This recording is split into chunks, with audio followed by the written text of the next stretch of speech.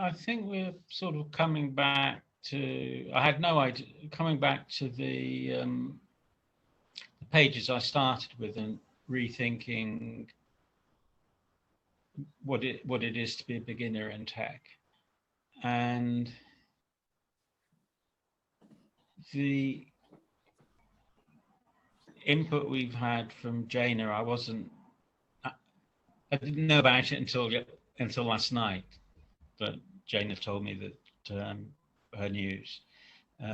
So to sort of think about what the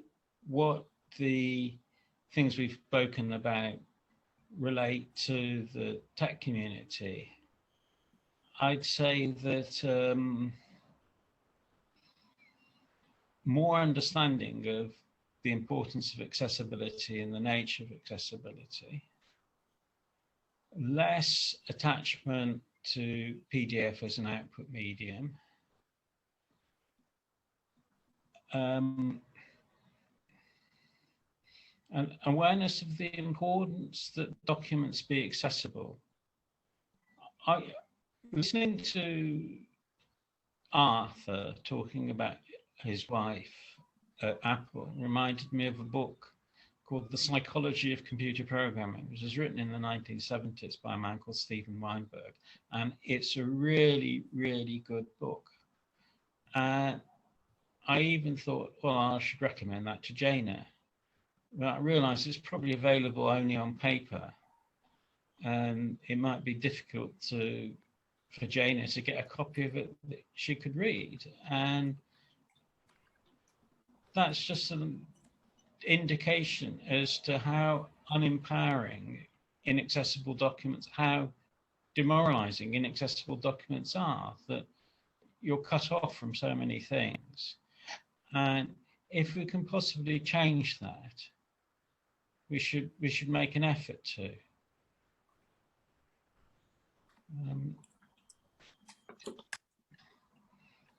So the advent of computers should in many ways be empowering for people with disabilities. When it's the opposite, we have to ask ourselves what's going on and what's my responsibility here and what can we do about it. I'm going to stop at that point.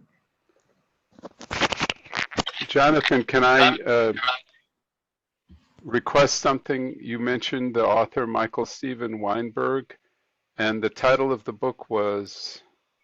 I put something in the chat. That's not his name. Steven Weinberg is a physicist. Gerald Weinberg, The Psychology of Computer Programming. Okay. He has some very nice stories in there, and perhaps one of the tasks might be to bring them back up to life in a way that's accessible for the visually impaired programming community.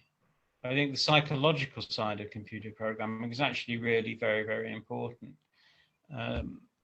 Something that Jana may not know, but in recent years, they've seen the benefit of what's called pair programming, where you have one computer, one keyboard, one mouse, and two people using it. And it produces better code. And that's something that, in some sense, Gerald Weinberg was,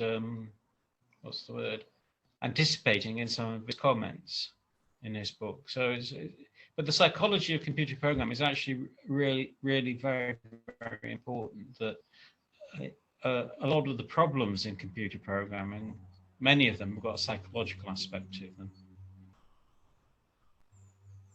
And certainly, if psychology is the only tool you've got a good tool, although you probably want some others as well. So being a sort of a computer programmer that understands human beings will make you a valuable employee.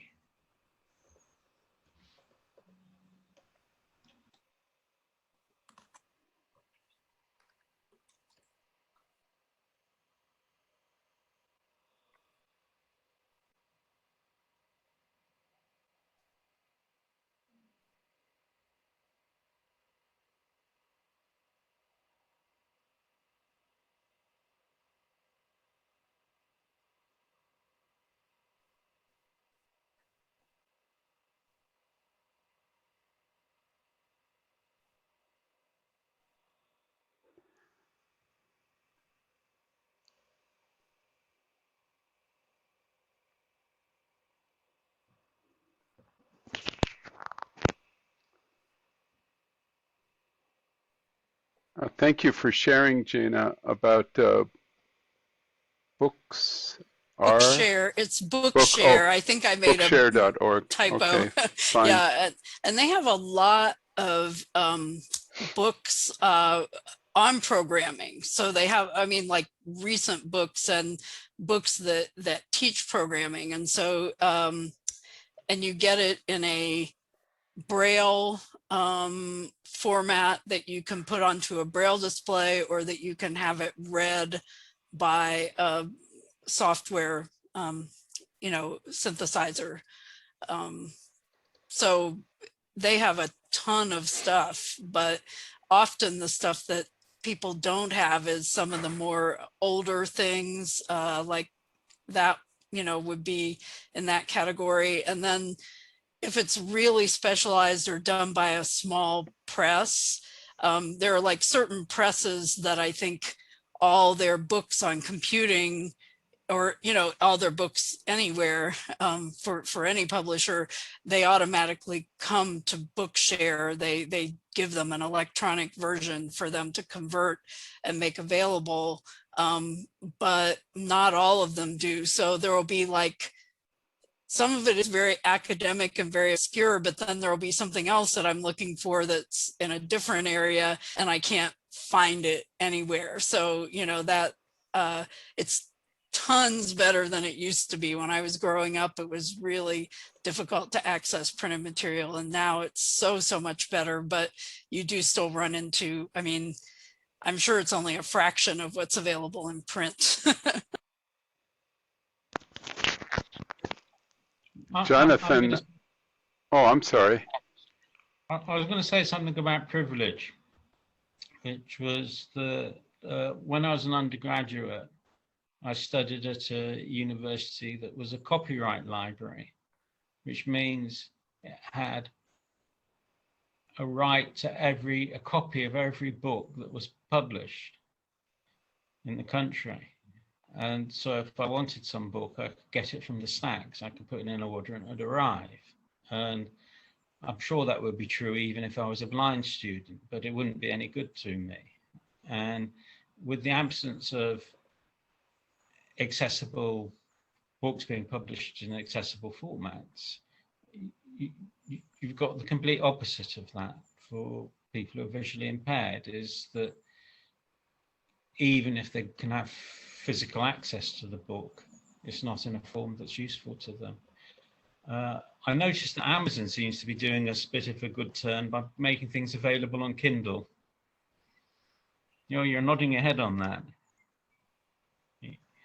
Yeah, there's quite a lot available through Kindle.